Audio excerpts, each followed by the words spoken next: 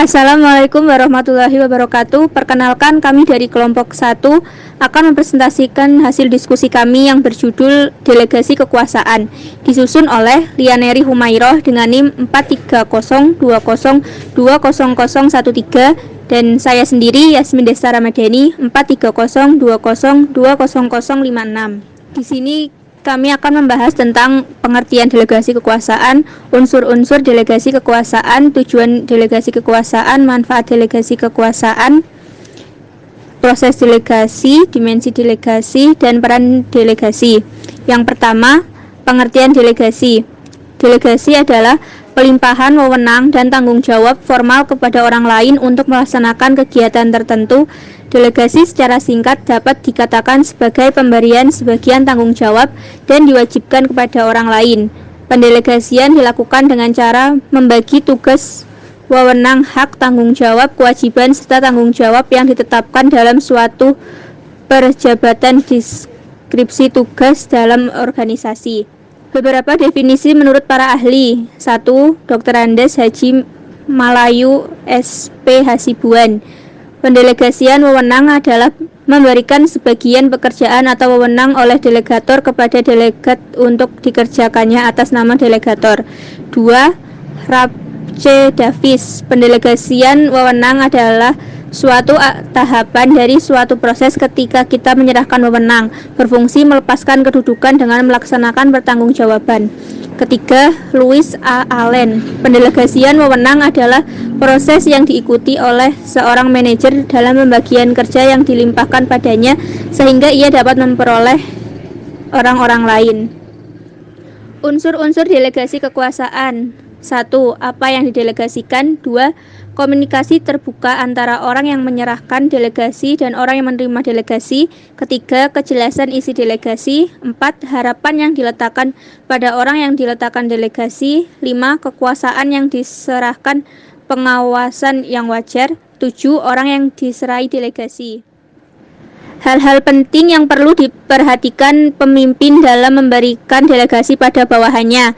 1. Perhatikan orang yang hendak ia beri delegasi, mengapa orang itu kita minta dan apa tepatnya hal yang akan kita minta kepadanya. 2. Jelaskan permintaan itu dengan tenang dan dalam situasi santai. Orang yang akan kita beri delegasi, kita beri latar belakang tugas dan hal-hal yang mungkin akan menyangkut dalam tugas itu. 3.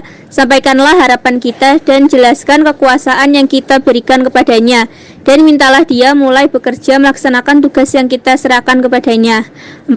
Jika dia sanggup, beritahukanlah bagaimana kita dapat membantunya demi kesuksesan pelaksanaan tugas itu.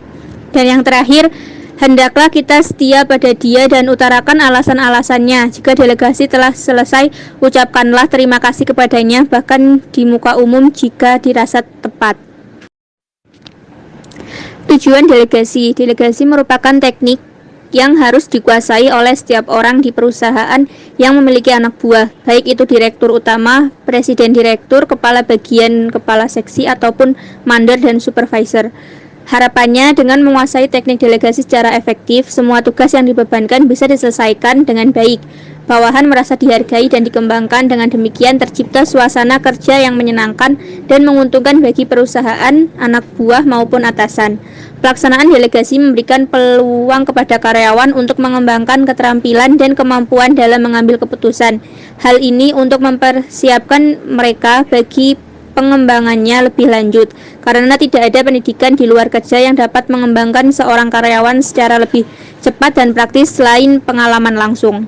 Tanpa pelaksanaan delegasi, suatu perusahaan tidak akan maju karena perusahaan yang organisasinya kuat itu yang akan maju dan keberhasilan suatu organisasi terletak pada pemimpin.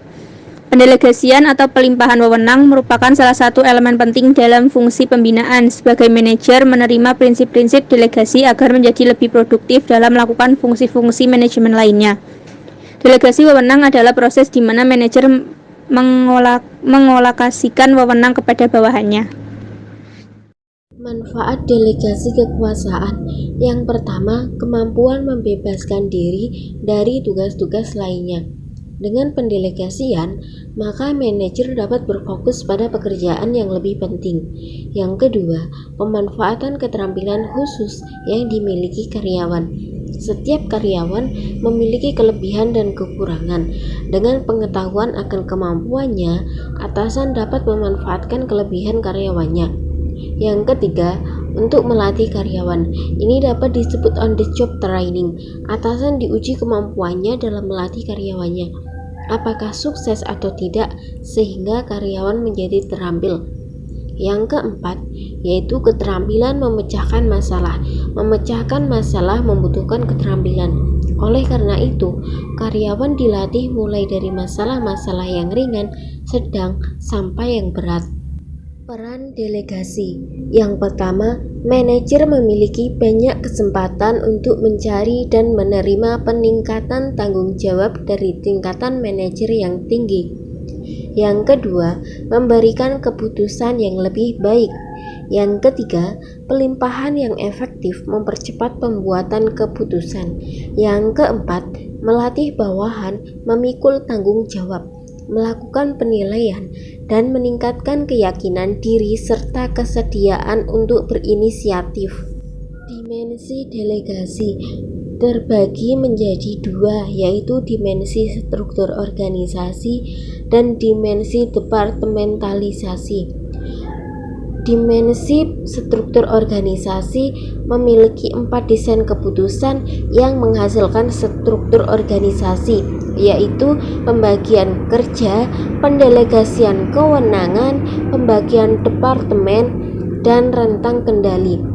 Para peneliti dan praktisi manajemen berusaha untuk mengembangkan pemahaman mengenai hubungan antar struktur dan kinerja, sikap, keefektifan, dan variabel lainnya.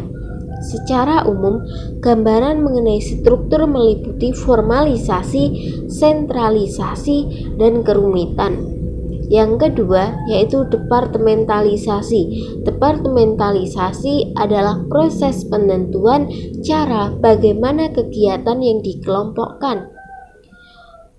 Beberapa bentuk departementalisasi yaitu ada fungsi, produk atau jasa, wilayah, langganan, proses atau peralatan, waktu, pelayanan, alfanumeral, dan proyek ataupun matriks.